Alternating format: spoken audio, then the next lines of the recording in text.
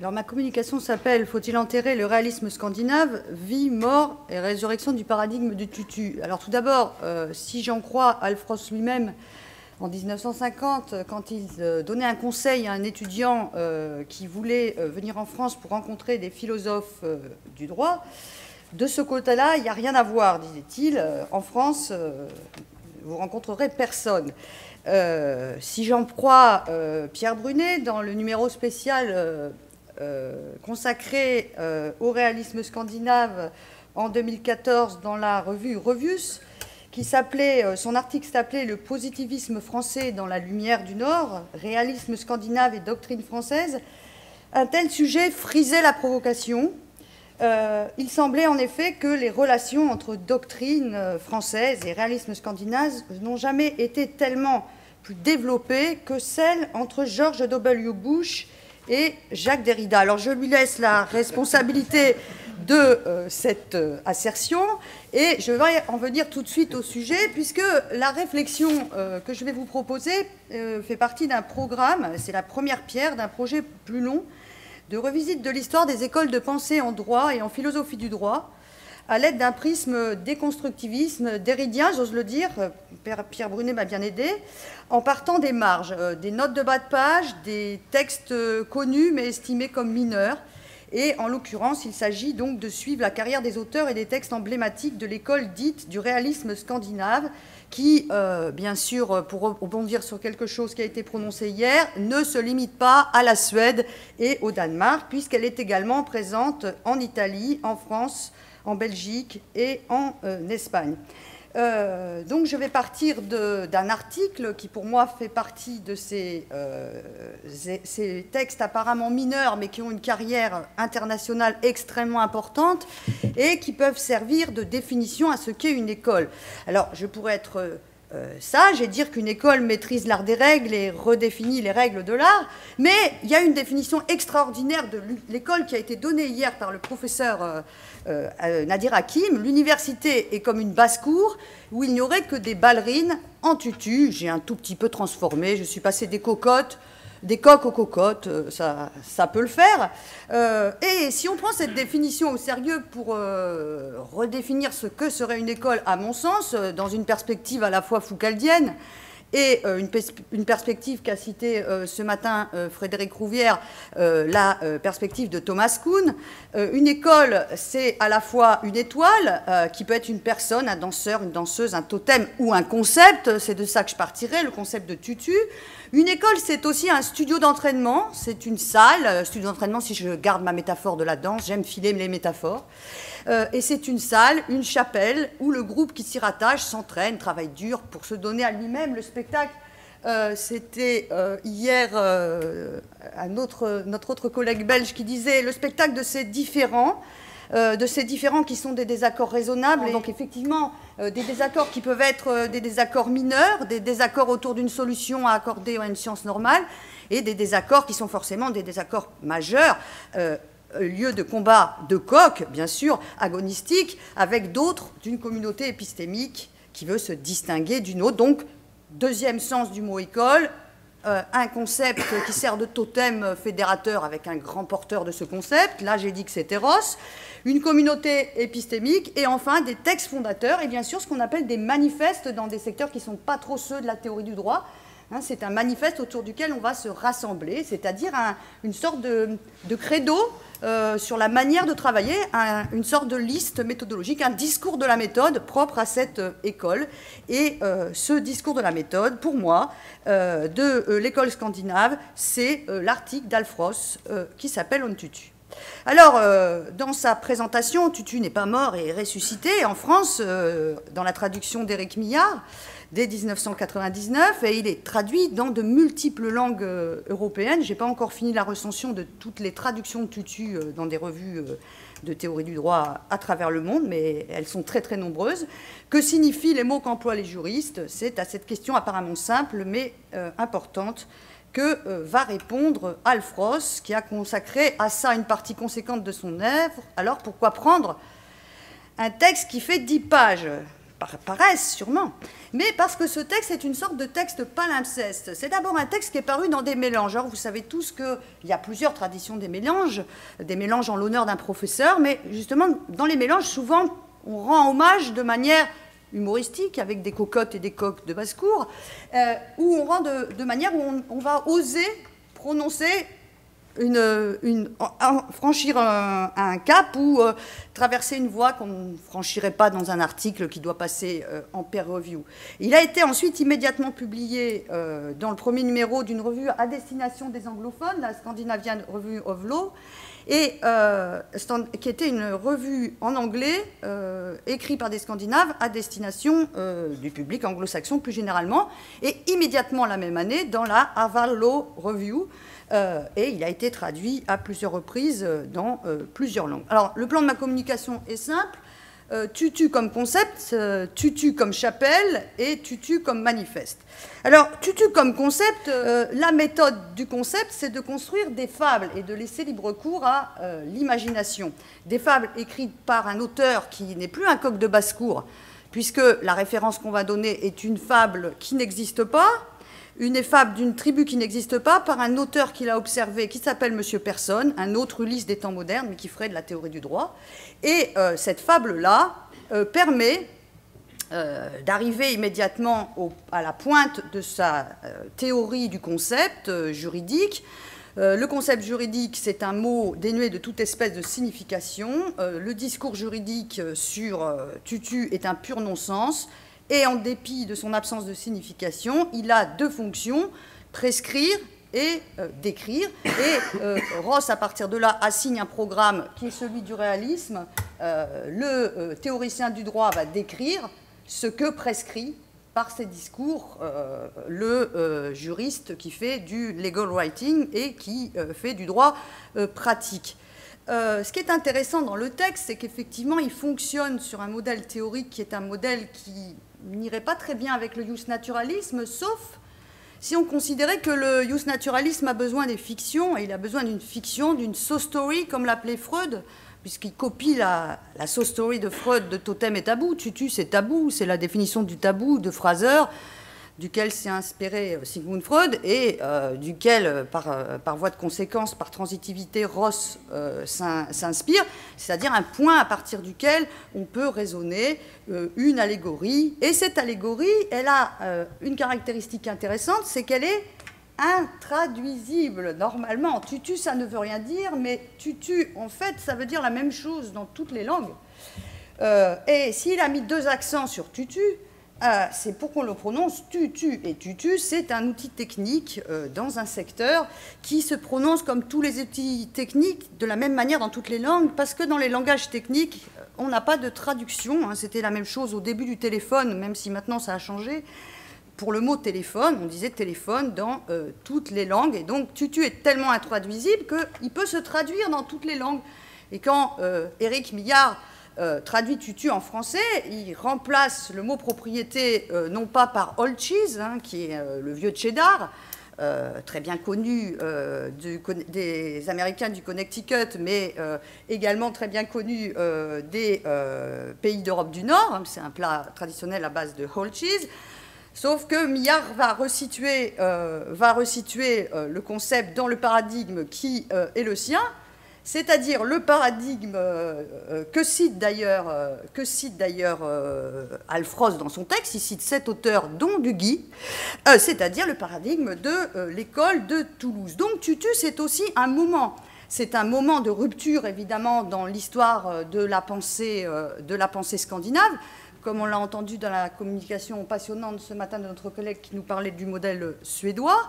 C'est un moment de rupture brutale et franche, donc c'est faire école autour d'une nouvelle façon de faire du droit, c'est-à-dire considérer que les concepts juridiques sont des mots dénués de signification, dépourvus de référents, qui ne sont utiles qu'en tant que techniques de présentation. Il évoluera un peu là-dessus, Ross lui-même.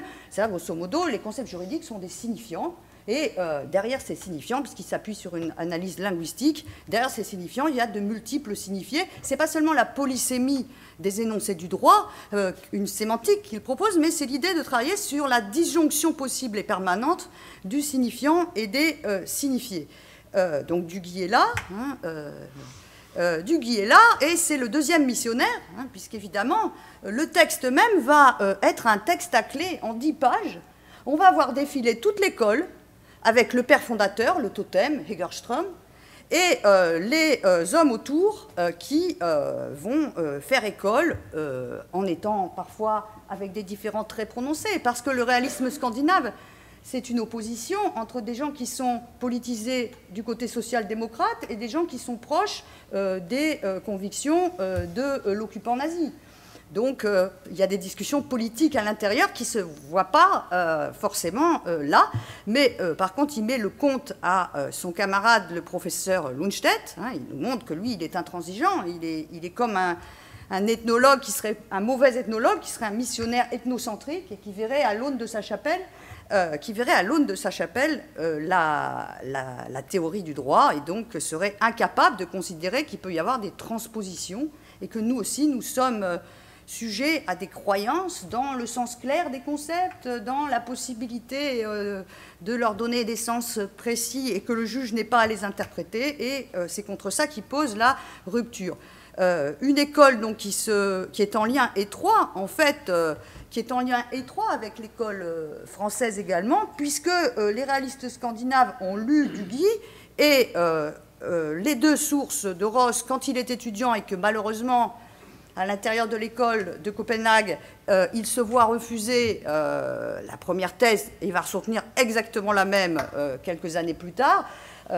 Il est inspiré par Kelsen et Duguy. Donc il va faire un tour d'Europe, il fait une dépression nerveuse et un ulcère à l'estomac, et sa femme l'emmène faire un tour d'Europe pour réécrire sa thèse, les sources du droit naturel, et il va là rencontrer et travailler avec Kelsen et avec Kelsen et avec Duguy. On ne sait pas, je n'ai pas encore trouvé les moments de la rencontre entre Duguy et l'école de Toulouse. Il existe quand même une école de Toulouse, puisqu'elle est basée à Toulouse, comme la Soucis de Toulouse, et l'école de Toulouse ayant des liens avec l'école de Nanterre, puisque ce n'est pas seulement géographiquement que Éric Millard, qui traduit Ross avec Elsa Masner en français, remplace le old cheese par le cassoulet. C'est l'idée d'une filiation qui serait de Duguy à l'école de Nanterre actuelle, qui nous a été brillamment décrite hier, en passant par l'école de Tropper. Alors Tropper, justement, comme Guastini, c'était votre discussion, Jean-Yves et Véronique, hier, sur la discussion autour de Tropper, vont tous les deux... finalement, pour Tropper, rapprocher, dans le texte de 2004, Tropper dit qu'il y a des rapprochements, c'est un malentendu entre Ross et Kelsen, puisque Ross se permet à 2 reprises de critiquer la théorie pure du droit. Lors de son 25e anniversaire, c'est un texte qui aura lieu juste après Tutu, il aura peut-être pris de l'assurance, mais finalement, Tropper dit qu'il y a une différence sur leur conception de la validité et de l'effectivité, mais ce n'est pas si net que ça, on pourrait les rapprocher. En fait, on pourrait avoir une école de Nanterre qui serait sur 2 jambes. Il n'y a pas tant de différence entre les Kelseniens et les Rossiens. Donc cette possibilité-là, Hart, bien sûr, c'est la même chose. Il y a un débat fleuret-moucheté entre Hart et Ross au moment de la sortie du The Concept of Law de Hart en 61, mais avant, c'est Hart qui ouvre le feu quand il fait la revue de l'ouvrage de Ross sur Own Law and Justice, qui sort juste après Tutu, où il va finalement régler son compte en une note de bas de page, c'est formidable les notes de bas de page, à toute l'école, il va la résumer en note de bas de page à toute l'école scandinave, et il concède à Ross qu'il est moins tortueux et obscur que Hegerström, moins naïf et professoral que Lundstedt, et plus riche et illuminant dans ses exemples et ses détails concrets, même s'il est moins civil que Olive Crona. Il écrit clairement et dans une écriture qui est à la fois concise et véloce. Ce qui est intéressant, c'est que là, on est sur le thème sur lequel porte toute cette école réaliste. C'est un thème de l'écriture juridique, et de l'écriture juridique qui ne concerne pas seulement le legal writing des professionnels, mais le legal writing de nous qui nous penchons sur la manière dont travaille les professionnels. Alors pour en terminer, tutu n'est pas seulement une méthode d'interprétation, de réflexion sur le droit, une façon de lire le droit et de donner la possibilité à des écoles à partir de là, comme l'école de Nanterre, comme l'école du réalisme contemporain, de revenir sur les détails. Il y a un papier récent dans Ratio Juris d'un lointain élève de Ross qui s'appelle Torben Spaak, qui s'appelle Alf Ross and the Concept of Legal Writing, qui justement va insister sur la dernière partie du tutu, c'est-à-dire sur la dernière partie de l'article où Ross revient sur une controverse entre deux auteurs 20 ans avant. Mais le mot de tutu est donc à prendre, et la méthode tutu est donc à prendre comme un outil qu'on pourrait aujourd'hui appeler un signifiant pur en utilisant la théorie lacanienne des signifiants. C'est-à-dire, c'est un outil qui permet de sortir de la pure imagination, bref, la pure création liée à ses valeurs, liée à ses convictions de celui qui écrit le droit, que ce soit le juge ou que ce soit le savant du droit, de sortir de la pure imagination en pouvant prêter attention au fait que les mots utilisés sont des signifiants qui permettent de voyager. Ils sont toujours déjà des métaphores. Ce sont toujours déjà des éléments qui permettent de déplacer, comparer et construire des analogies qui permettent de remplacer les syllogismes et peut-être de penser les cas difficiles, les cas inédits, non pas par une méthode de comparaison et de sérialisation à partir du cas principal, mais de les penser à partir d'eux-mêmes, c'est-à-dire à partir des marges. Alors, est-ce qu'il faut croire au tutu? Non, il n'y a pas besoin de croire au tutu.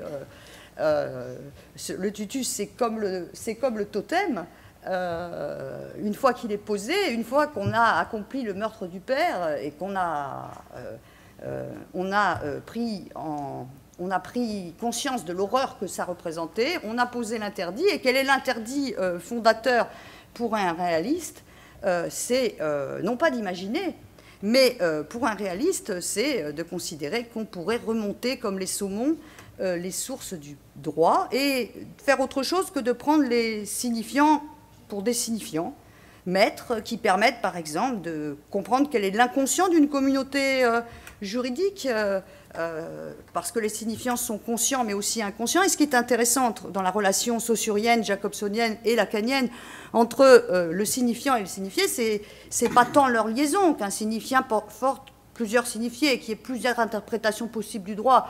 Bon, ou d'un même cas, bon, ça ne nous apporte pas grand-chose, hein, shame on you, aurait dit notre camarade hier, mais au contraire, ça nous permet de ne pas croire au tutu, ça nous permet de considérer que la disjonction est intéressante et qu'à chaque fois, on doit considérer comme s'il y avait une disjonction entre le signifiant et le signifié. Donc je ne crois pas au tutu, mais il me semble qu'on peut, et c'est ce qu'on a commencé à faire avec mes étudiants dans le séminaire de théorie de l'égalité et de la justice, excusez-moi Frédéric et Jean-Yves, je ne vous en avais pas informé, on a commencé à construire une réflexion autour d'un site qui s'appelle Tutu-Lofi-Tiklipo ou Tutu-Lofi-Réju, hein, je fais des anagrammes et des mots à l'envers comme Ross, qui permettent